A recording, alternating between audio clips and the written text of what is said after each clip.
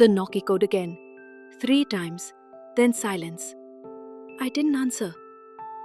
Not because I wasn't curious, but because I was terrified I would. Instead, I sank onto the cold floor, clutching my wrist, heart pounding as the storm rolled in outside. I didn't know how long I stayed there. Minutes, hours, time felt broken now, like I was slipping between cracks I couldn't see. Eventually, I was pulled back to reality by a message tone on my phone. Hey, just checking if you're okay. Didn't see you at the cafe today. Need anything? Arav. My heart twisted. Arav, my only real connection to anything normal anymore. He was human, steady, thoughtful, the kind of man who remembered little things, how I like my coffee, that I hated Wednesdays, that I was always a little too quiet when I was in pain. I'd met him a few months ago at my second job, the one I'd taken after my life began to collapse. He worked at the hardware store nearby. He'd started showing up to bring lunch, sometimes unasked, sometimes with the excuse of leftovers. He never pushed, never pried, just stayed. I'd always thought of him as a kind face in a bleak world. I never noticed the way his gaze lingered when I wasn't looking, or how his fingers trembled slightly when he passed me coffee, or how he was always nearby when my world began to crack. But now, my world wasn't just cracking, it was bleeding. I almost typed back a thank you, almost told him I was okay, but my fingers froze over the screen. Because something was wrong. In the reflection of my phone's dark glass, I saw my eyes shift. Just a flicker. Too fast. Too strange. Like I wasn't completely me anymore. And then, my bedroom light flickered again. The blanket slipped from the mirror behind me, and there he was.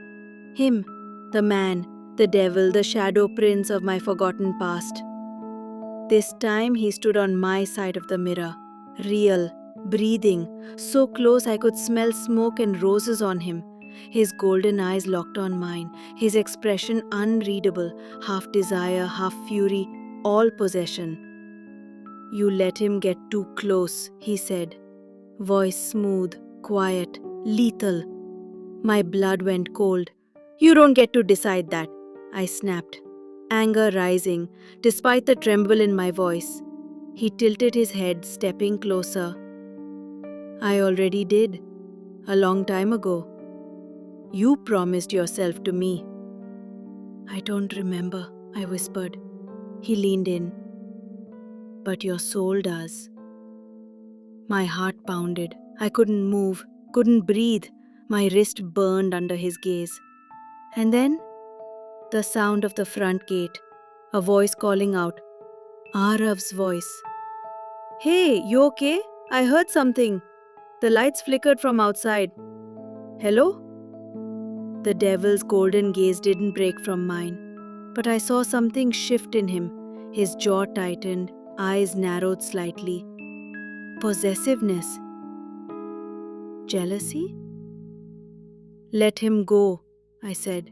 He has nothing to do with this. Oh, he does now, he murmured. Because he's beginning to matter to you. Because he's beginning to matter to you. He stepped back into the shadow, fading like smoke into air. But he's too late. You're already marked. Already mine. And with that, the room went still. Arav knocked on the door again. Please, open up. I stood, legs weak, and walked to the door. I opened it just a crack, and Arav stood there, rain-drenched, worried eyes full of something soft, something I hadn't seen in a long, long time. Care. Hey, he said gently, brushing wet hair from his face. You look like you saw a ghost. I wanted to tell him everything, but I couldn't, so I said nothing, just let him in. And as he stepped over the threshold, the mark on my wrist burned again. But this time, Arav winced too, just a flicker, as if something in him had responded. I stared at him, heart stopping. Arav? He looked confused. What? But deep in his eyes, something stirred, something ancient, something familiar. And I realized, with cold horror, this wasn't a simple love triangle. This was a war from another life, and both sides were beginning to remember.